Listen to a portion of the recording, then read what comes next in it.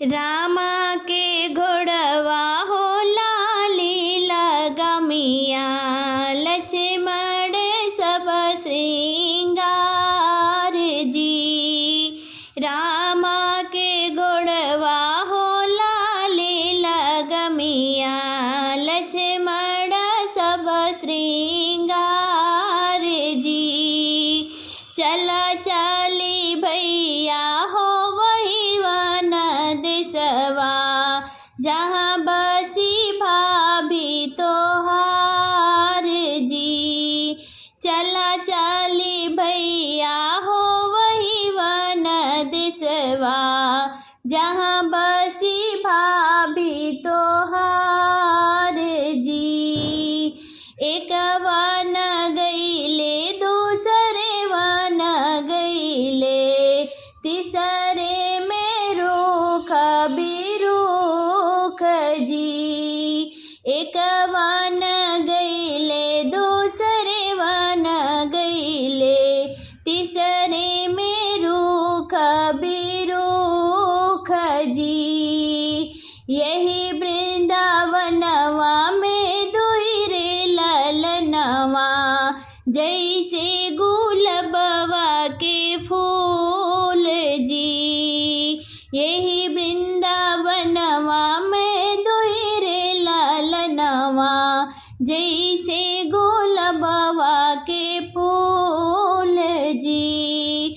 झारे न पोछी रामा जगह बैठावे, बतिया पूछया रे थाय जी। झारे न पोछी रामा जगह बैठावे, बतिया पूछया रे थाय जी। के कर लगो तू उलरू से दुलरू, के कर लागो भतीज जी। के कर लगो तू ही उलरू से दुलरू, के कर लागो भतीज जी। के कर पुतवा कहाया मोरे बालक, कौनी मायरिया रानी वास जी।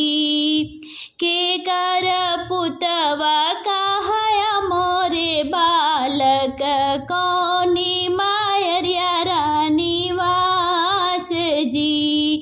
राजा दशरथ जी के उलरू से दुलरू, लक्ष्मण लागो भतीज जी। राजा दशरथ जी के उलरू से दुलरू, लक्ष्मण लागो भतीज जी। बापवा पापियवा के नमवा न जाने ओ, मैया शीतल रानी होय जी। बापवा पापियवा के नमवा न जाने ओ, मैया शीतल रानी होय जी। चला नाही चलते हो वही वन देशवा, जहाँ बसी माता तोहार जी। चला नाही चलते हो वही वन देशवा, जहाँ बसी माता तोहार जी। एक वन गईले दूसरे वन गईले, तीसरे में माता रानी वास जी। एक वन गईले दूसरे वन गईले, तीसरे में माता रानी वास जी।